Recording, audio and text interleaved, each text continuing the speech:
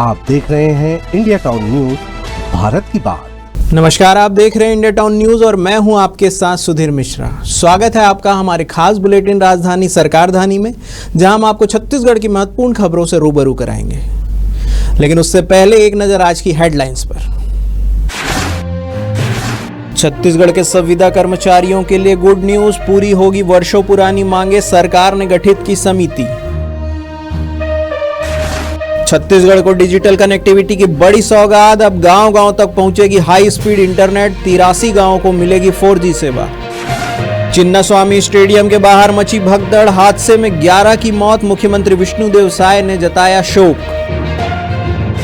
पत्रकारों से मारपीट का मामला, कॉल मी सर्विस ठेका कंपनी को बड़ा झटका, ठेका निरस्ती की सिफारिश, नौकरी से निकाले गए 4 बाउंसर। एक पेड़ एक संदेश, पर्यावरण दिवस पर निकली साइकिल रैली, महासमुंद में ग्रीन मिशन का दिया गया संदेश, जल जंगल और जमीन बचाने का सामूहिक प्रयास। अब खबरें विस्तार से। राष्ट्रीय स्वास्थ्य मिशन के तहत प्रदेश के विभिन्न सरकारी अस्पतालों में काम करने वाले संविदा कर्मचारियों की हड़ताल के बाद बड़ा फैसला लिया गया है। उनकी लंबित मांगों को लेकर राज्य स्तरीय 5 सदस्यीय समिति का गठन किया गया है। इस बैठक में संविदा स्वास्थ्य कर्मचारियों की विभिन्न मांगों को लेकर विस्तृत चर्चा करेगी। साथ ही मांगों के पूरा करने के विषय में आगामी कार्य योजना पर चर्चा करेंगे। आपको बता दें कि राष्ट्रीय स्वास्थ्य मिशन यानी NHM के संविदा स्वास्थ्य कर्मचारियों ने समय पर वेतन नहीं मिलने, संविलियन, ग्रेड पे स्केल निर्धारण, मेडिकल अवकाश समेत अन्य मांगों को लेकर 1 मई को तूता धरना स्थल पर आंधी तूफान और बरसते बारिश के बीच प्रदर्शन के बाद स्वास्थ्य भवन का घेराव किया था। इसके बाद स्वास्थ्य सचिव और स्वास्थ्य मिशन संचालक सह आयुक्त ने कर्मचारियों ने मांगों के पूरा करने के लिए आश्वासन दिया था। वहीं अब समिति का गठन भी कर दिया गया है। यह समिति कर्मचारियों के वेतनमान और ग्रेड पे निर्धारण के लिए अन्य राज्यों का अध्ययन कर प्रस्ताव प्रस्तुत करेगी। छत्तीसगढ़ में शिक्षा की गुणवत्ता सुधारने और प्रत्येक विद्यार्थी को बेहतर शिक्षा उपलब्ध कराने के उद्देश्य से राज्य सरकार ने राष्ट्रीय शिक्षा नीति 2020 और शिक्षा का अधिकार अधिनियम 2009 के अंतर्गत शिक्षकों के युक्तियुक्तकरण की एक व्यापक और प्रभावशाली प्रक्रिया शुरू की है। इस पहल से दूरस्थ आदिवासियों और ग्रामीण क्षेत्रों में लंबे समय से शिक्षकों की कमी से जूझ रहे स्कूलों में शिक्षकों की उपलब्धता और शिक्षकों की गुणवत्ता का नया संतुलन कायम होगा। मुख्यमंत्री विष्णुदेव साय का कहना है कि युक्तियुक्तकरण का उद्देश्य शहरी और ग्रामीण इलाकों में शिक्षा की गुणवत्ता को बेहतर बनाना है। इसको ध्यान में रखकर शालाओं और शिक्षकों का तर्क संगत समायोजन किया जा रहा है। जहां जरूरत ज्यादा है वहां शिक्षकों का बेहतर ढंग से उपयोग सुनिश्चित हो। उन स्कूलों को जो कम छात्रों के कारण समुचित शिक्षा नहीं दे पा रहे हैं, उन्हें नजदीक के अच्छे स्कूलों के साथ समायोजित किया जा रहा है ताकि बच्चों को बेहतर माहौल, संसाधन और पढ़ाई का समान अवसर मिल सके। युक्तियुक्तकरण से शिक्षा का स्तर सुधरेगा और हर बच्चों को अच्छी और गुणवत्तापूर्ण शिक्षा मिलेगी। यह पहल राज्य की शिक्षा व्यवस्था को लेकर ज्यादा सशक्त और संतुलित बनाएगी। छत्तीसगढ़ के सीमावर्ती और आदिवासी बहुल भरतपुर सोनहत विधानसभा क्षेत्र के 83 गांवों को अब हाई स्पीड 4G इंटरनेट सेवाओं से जोड़ा जाएगा। यह ऐतिहासिक निर्णय केंद्रीय संचार मंत्री ज्योतिरादित्य सिंधिया द्वारा स्थानीय विधायक रेणुका सिंह के अनुरोध पर लिया गया। इस कदम से डिजिटल इंडिया मिशन को जमीनी स्तर पर सशक्त करने की दिशा में एक महत्वपूर्ण प्रगति हुई है। विधायक रेणुका सिंह द्वारा अपने क्षेत्र में नेटवर्क की गंभीर समस्याओं को उठाए जाने के बाद केंद्रीय संचार मंत्री ने तत्काल दूरसंचार विभाग को सर्वेक्षण के निर्देश दिए। सर्वेक्षण के आधार पर भरतपुर सोनहत क्षेत्र के 83 गांवों को 4G सैचुरेशन योजना और LWE फेज 1 के उप अपग्रेडेशन परियोजना में शामिल कर लिया गया है। IPL में रॉयल चैलेंजर्स बेंगलुरु यानी RCB की जीत के जश्न के दौरान बेंगलुरु के M चिन्नास्वामी स्टेडियम के बाहर बड़ा हादसा हो गया। भारी भीड़ के कारण मची भगदड़ ने 11 लोगों की जान चली गई, जबकि 50 से अधिक लोग घायल हो गए हैं। घायलों में कई की हालत गंभीर बताई जा रही है और कुछ ICU में भर्ती है। प्रत्यक्षदर्शियों के अनुसार जीत के बाद हजारों लोग स्टेडियम के बाहर जमा हो गए थे। अचानक भीड़ बेकाबू हो गई और भगदड़ मच गई।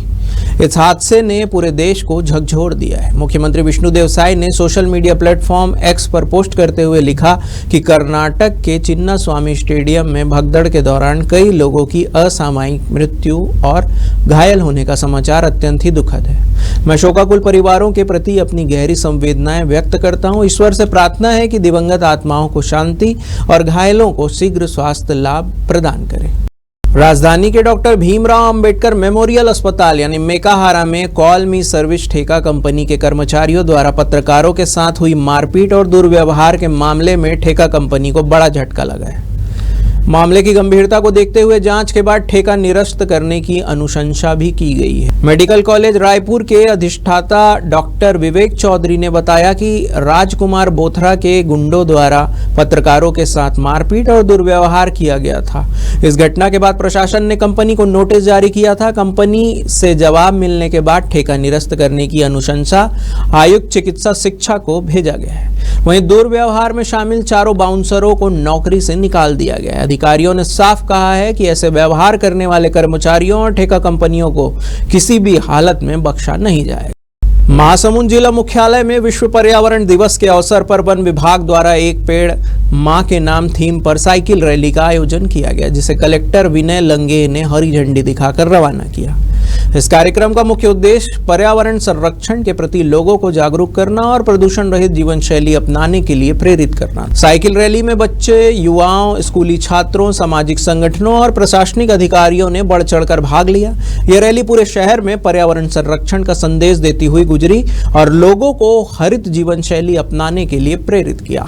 रैली के समापन पर पौधारोपण कार्यक्रम आयोजित किया गया, जिसमें सभी प्रतिभागियों ने एक पौधा लगाकर पर्यावरण के प्रति अपनी प्रतिबद्धता जताई।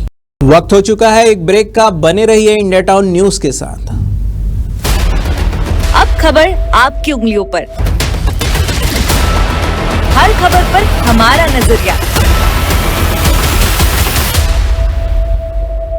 इंडिया टाउन न्यूज, भारत की बात। ब्रेक के बाद आपका स्वागत है। राजधानी से लगे नकटी गांव के लोगों के लिए राहत भरी खबर है। रायपुर सांसद बृजमोहन अग्रवाल ने कहा है कि विधायक कॉलोनी के लिए नकटी गांव को नहीं उजाड़ा जाएगा।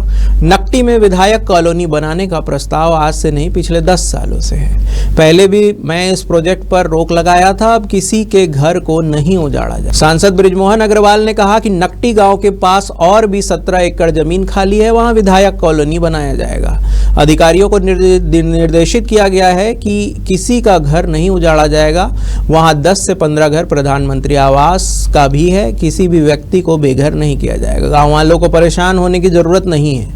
बता दें कि राजधानी रायपुर के सम्मानपुर नकटी गांव के 80 से अधिक परिवारों को बेदखली का नोटिस मिला है। इस विरोध के चलते नकटी के ग्रामीण 10 दिनों से विरोध प्रदर्शन कर रहे हैं।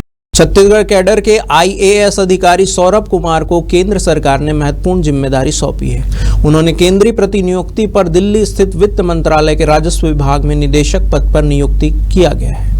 यह नियुक्ति भारत सरकार के केंद्रीय प्रतिनियुक्ति योजना के तहत की गई है। उन्हें इस पद पर 5 वर्षों की अवधि के लिए नियुक्त किया गया है, या जब तक कोई अन्य आदेश न आ जाए जो भी पहले हो। कार्मिक एवं प्रशिक्षण विभाग DOPT भारत सरकार द्वारा जारी आदेश के अनुसार उन्हें तत्काल प्रभाव से वर्तमान दायित्वों से मुक्त कर दिल्ली में अपने नए पद का कार्यभार ग्रहण करने के निर्देश दिए। IAS सौरभ कुमार को 2017 में प्रधानमंत्री नरेंद्र मोदी के हाथों नवाचार में उत्कृष्टता के लिए सम्मानित किया गया था। यह पुरस्कार उन्हें दंतेवाड़ा कलेक्टर रहते हुए नक्सल प्रभावित पालनार गांव को कैशलेस गांव में बदलने के लिए मिला था। इस कार्य को नोटबंदी के बाद एक बड़ी सफलता माना गया था।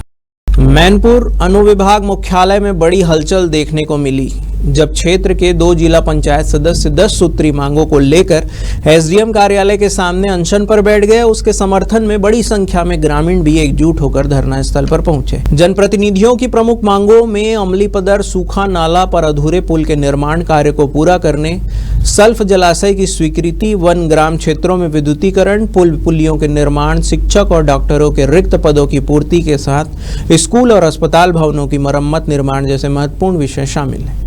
धरना स्थल पर पहुंचे SDM और SDOP ने प्रदर्शनकारियों को मनाने की कोशिश की। उन्होंने स्वीकृत कार्यों से जुड़े दस्तावेज भी दिखाए, लेकिन दोनों जनप्रतिनिधियों ने केवल आश्वासन के बजाय ठोस कार्रवाई की मांग करते हुए भूख हड़ताल समाप्त करने से साफ इनकार कर दिया।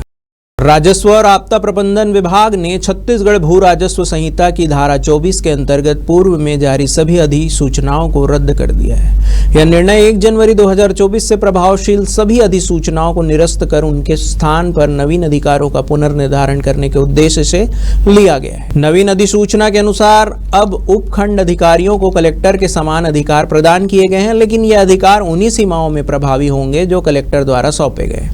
जारी अधिसूचना में संहिता के अधीन समस्त स्थायी नायाब तहसीलदारों जो नायाब तहसीलदार के पद पर सीधी भर्ती द्वारा नियुक्ति हुए हों, 2 वर्ष की सेवा पूरी की हो और विभागीय परीक्षा उत्तीर्ण हो, उन्हें कलेक्टर से आवंटित क्षेत्राधिकार के अंतर्गत होगी।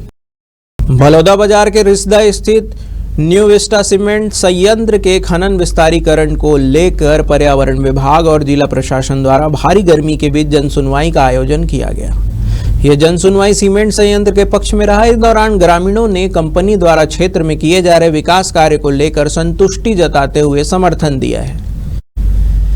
वहीं जब भाजपा के पूर्व जिला अध्यक्ष और बिलाईगढ़ विधायक डॉक्टर सनम जांगड़े ने सूचना नहीं दिए जाने की बात कहते हुए सुनवाई स्थगित करने की मांग की तो ग्रामीणों ने उनका तीव्र विरोध कर दिया।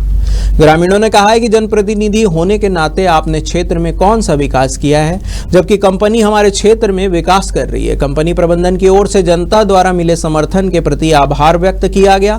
साथ ही जिला प्रशासन पर्यावरण विभाग के अधिकारियों को धन्यवाद दिया गया। हमारे खास बुलेटिन राजधानी सरकारधानी में फिलहाल इतना ही। तमाम खबरों के लिए बने रहिए इंडिया टाउन न्यूज के साथ। नमस्कार। आप देख रहे हैं इंडिया टाउन न्यूज, भारत की बात।